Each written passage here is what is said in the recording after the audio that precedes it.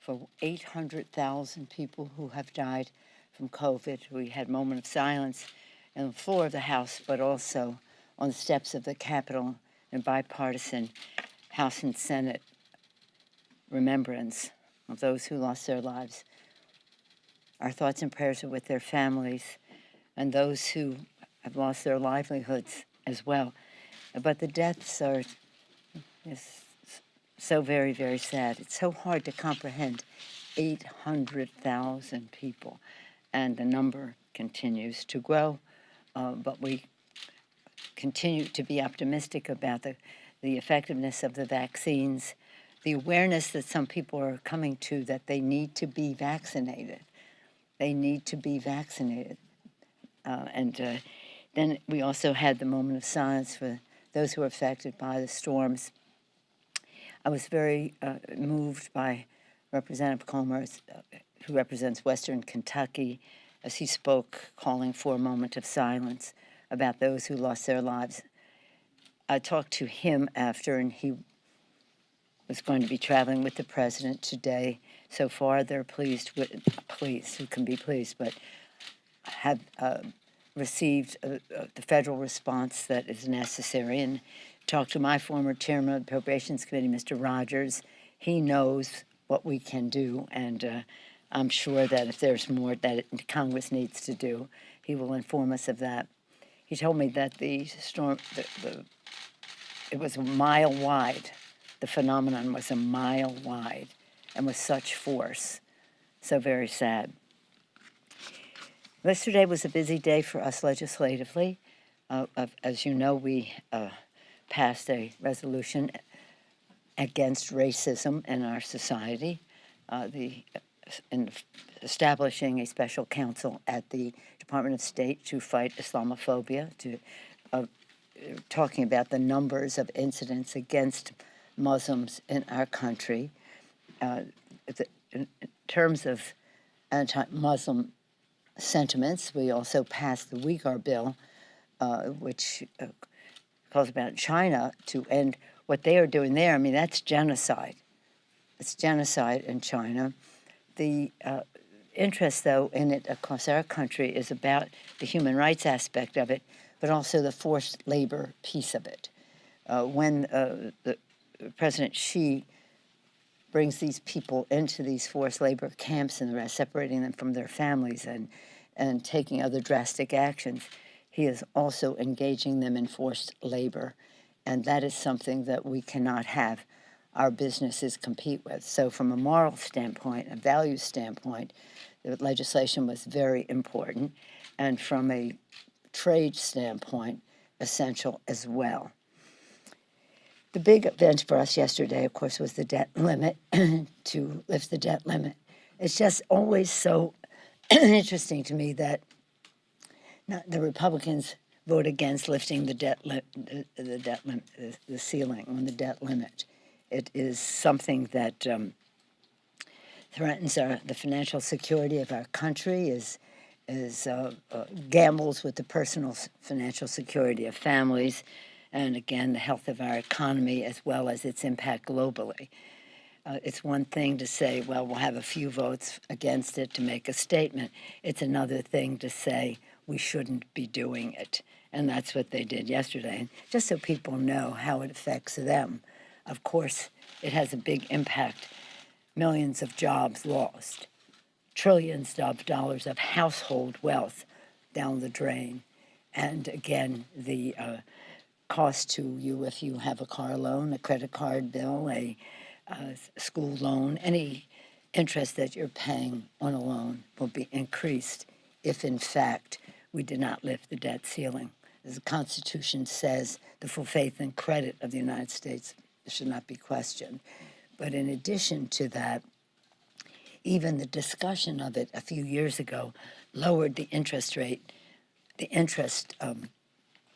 our credit rating, the United States credit rating, and that was not a good thing for our economy. We should not be flirting with danger when it comes to our economy, whether it's our national economy, our global economy, or the personal financial well-being of America's working families. I want to commend, going back to the Uyghurs for a moment, Chairman not George McGovern. He gets confused with George McGovern on the food security issues, but Jim McGovern really are really a patron saint to us in terms of fighting for human rights throughout the world. And this Uyghur bill on forced labor was his legislation yesterday. I neglected to mention that when I talked about that. And so now we are just trying to see how soon we can pass the Build Back Better legislation. So important. It's fraught with meaning at this time because on today, the 15th of December, would be the last Biden child tax credit check that would go out. We're hoping that we can have this settled before Christmas because on December 31st, this expires, and so it's essential. What we see in terms of the child tax credit has been used more recently for preparing children for school. It's been used for food, for rent. It's essentials that the child tax credit has been used. 60 million children benefit, a large number of them off of poverty, coming out of poverty because of the child tax credit. So for this and other reasons, everything to do with children, child care, universal pre-K, affordable, making child care affordable. I guess the best two words to use, Build Back Better. I mean, I've said it's transformative and all that, but the best two words to use are it lowers cost. It lowers cost of child care. It lowers cost of health care. It lowers cost of food. It lowers cost in so many ways that are essential to America's working families. The very issues that people struggle over the kitchen table to figure out how we're going to pay the bills. The very issues, very frightening things that people have trying to go to sleep at night. How are we going to pay the bills? Well, Build Back Better helps you to do that. We love the fact that it's Build Back Better with women, Build Back Better for the children, Build Back Better for the planet, lowering energy costs. Again, it lowers costs. So hopefully the Senate will deal with that and send that to us. And of course, we're also hopeful that they will send us bills to protect our democracy, that respects the sanctity of the vote, that keeps us a democracy. So we're prepared to come back as soon as the Senate is ready to send us these bills. And it is, it's pretty exciting. The enthusiasm that is out there for the president's package, his vision for our country, building the infrastructure in a bipartisan bill to do that. Many of us are having our town meetings, our public events in our own regions, and the response has just been so optimistic about how these resources to build the infrastructure in a way that brings equity, fairness, justice to it all, in a green way that protects the environment, and that, again, creates good-paying union jobs, jobs that,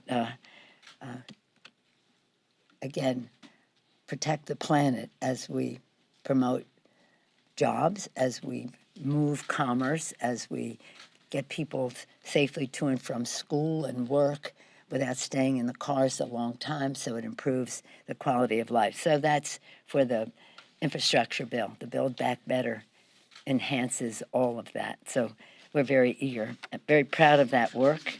I think that there's an agreement that can be made, and I look forward to working to pass that on the House side. So that's kind of what we have going here. Oh, did I talk about Steph Curry? I talk about Steph Curry just in the first, the Warriors colors. First, just coincidentally, the first few minutes, I was not by myself. One other member, Mr. Payne, and I were in the cloakroom with Ella and well, the women for whom I bought a hot dog to watch the game, just the two of us there. First few minutes, boom, settled. Tied. A few minutes later, break the record. with such dignity, with such poise, with such discipline, with such excellence. And then I had to go to work and then came back to see the ending and to see Miller and Jones, to see the other two leaders in that field be there with their shirts. Oh, well, I don't have my phone, but I have the picture on my phone of them, and then them giving Steph the shirt with his number on it. I think we'll get to 3,000 pretty soon, but no pressure. Let's just win the games. But it was pretty exciting, I have to say. And to see the enthusiasm of the crowd for that achievement. Whether the Knicks fans were excited about the game, I don't know. But there was great enthusiasm for Steph Curry. And so we're very, very, very proud of him. Yeah. Any questions? Yeah. What do you got? Madam Speaker, Insider just completed a 5-month investigation finding that 49 members of Congress and 182 senior congressional staffers have violated the Stock Act, the insider trading law. I'm wondering if you have any reaction to that, and secondly, should members of Congress and their spouses be banned from trading individual stocks while serving in Congress? No, I don't know to the second one. We have a responsibility to report in the stock, on the stock, but I'm not familiar with that 5-month review, but if people aren't reporting, they should be. Because this is a free market and we are a free market economy. They should be able to participate in that. Yes, ma'am. Madam Speaker, you talked about voting rights. We know Senator Warnock yesterday expressed that he would like to see the Senate stay in as I'm sorry, who did? Senator Warnock on the Senate side. Yes, sir. Talked about voting rights yesterday, staying here through the holidays to get it done, and really pressuring the White House and Senator Manchin to push for maybe a similar carve-out as we saw for the debt ceiling. Do you share that sentiment, and do you think that there needs to be more sense of urgency? Senator Warnock's statement yesterday I just didn't hear what you said, was a beautiful patriotic statement about our country. He has been an inspiration all his life, and now as a member of the Senate. So I completely am inspired by and agree with what he said. I don't know. I've said I don't participate that much in the Senate rules discussions, but I do know that there are 3 members of the Supreme Court whom Senator Mitch McConnell got there with a simple majority by taking exception to the filibuster. So if those 3 people can have a job for life affecting the lives of the American people, I don't see why we couldn't have legislation that stops the voter suppression, making it harder for people to vote, and also now to end the election nullification. Probably, with stiff competition within their initiatives across the country for the worst, the election nullification is one that has attracted a good deal of attention, because if you're just going to say we'll have elections and 3 people that we decide who they are going to decide what those numbers are, then you have destroyed our democracy. So I would hope that we can make progress in a bipartisan way. I don't know why the sanctity of the vote, the fundamental principle of our democracy, is not as important to Republicans as it is to Democrats. And I support what Senator Warnock was suggesting. Madam Speaker. Democrats, of course, had hoped that the Build Back Better bill would have passed months ago. Here we are 10 days before Christmas. It's possible, very likely, that it could get punted into 2022. Is there a miscalculation of resistance from Joe Manchin, even though he detailed where he was months ago with that paper that he gave? No, I think that this is called the legislative process. And we have our rules, and they have their rules. And I'm still hopeful that it will pass. I'm not going to have a post-mortem on something that hasn't died. I think we will have the legislation and it will pass. I hope the sooner the better, especially since we have certain deadlines. And I respect the process, and I respect Senator Manchin. Good morning, thank you. The mayor of San Francisco, London Breed, expressed concern about crimes, that it's time for the reign of criminals to end. What do you think about some of this crime, specifically in San Francisco, smash and grabs, and also generally, is there some sort of a federal response? We passed crime bills here before. Is there something looking at some of these problems? Well, specifically to what is happening, not just in San Francisco, but in other parts of the country. In fact, Retail Association of the whole country and leaders in business across the country have asked for a remedy, and we do have one as we are preparing the CHIPS bill, for lack of another, you know what I mean when I say the CHIPS bill. The CHIPS bill is about chips, it's about supply chain, and it's about research. And we're very close to our own agreement in the House on that. Within that bill, the Energy and Commerce Committee has something called INFORM, all caps, and that is legislation that would require those who are selling online especially to establish their legitimacy as to where these products came from. Because what people do is they steal things and sell them online. They have to establish their legitimacy if they're going to be sold online. And then in addition to that, that's Energy and Commerce. The Judiciary Committee has a bill, Safe Shopping, which it addresses the same problem in a little bit of a different way in terms of though holding platforms accountable and those selling things accountable for the provenance of those goods. And it is, out of the question that people should be able to think that they can just steal things, profit from them, and not have any accountability on it. So those two things, some combination of those two things, both of them are going to be in the bill. How they come together. We're working with the Senate to pass that legislation, and that's completely in the works. Do you have any problems specifically about what the mayor said about some of the issues specific to San Francisco, some of the retailers leaving there as well? Well, it is. It's absolutely outrageous. Obviously, it cannot continue. But the fact is that there is an attitude of lawlessness in our country that springs from I don't know where. Maybe you do. And we cannot have that lawlessness become the norm. And these people have, they coordinate with each other, and they plan traffic patterns and the rest so that they can reach their goal and depart very quickly. And some of it is, again, high-level stores, as the retailers have told us, and some of it is your local Walgreens.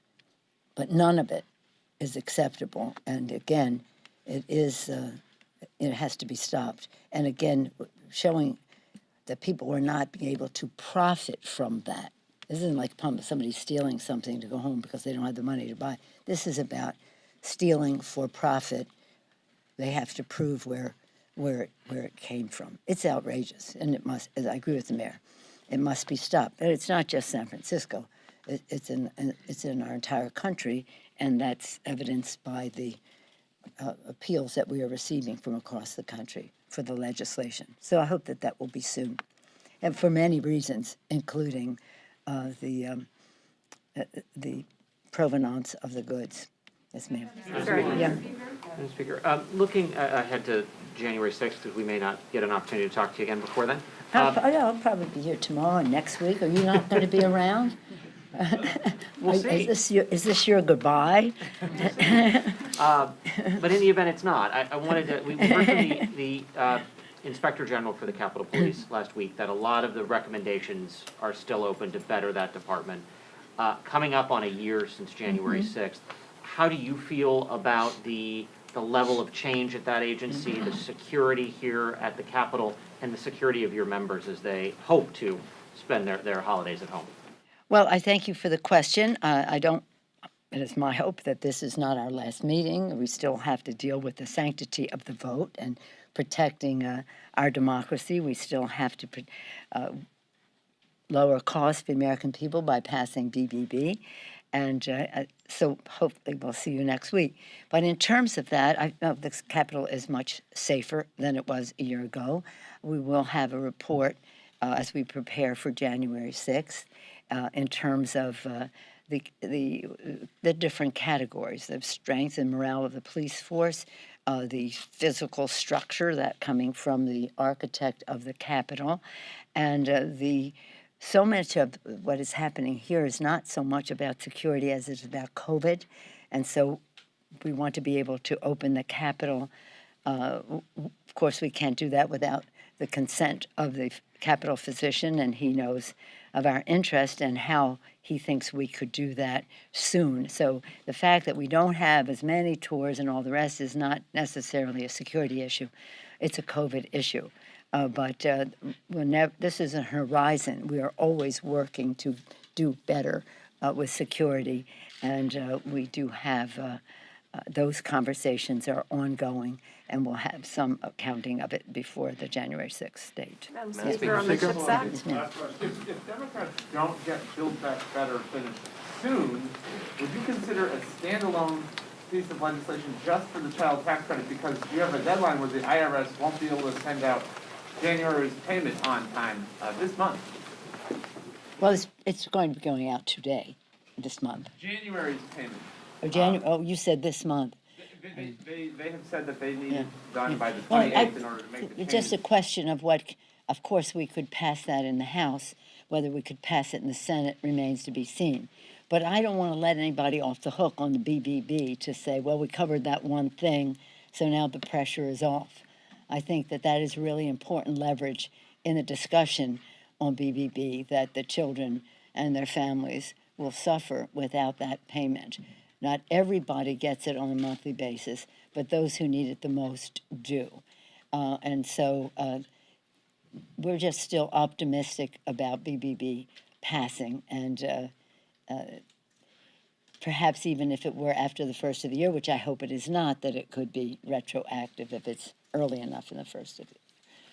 Thank you all very much. As I said to my colleagues last night, I hope I see you next week. But if I don't, Merry everything, Merry Christmas, Happy belated Hanukkah, Merry everything, Happy New Year, Happy holidays. But we really are hoping very much to be back here next week. And by then, Steph will be close to 3,000. 3,000. I have to say, when I announced it to my colleagues, some were very excited, and others were like, the Knicks lost? Lighten up, Knicks. Thank you all. Bye-bye.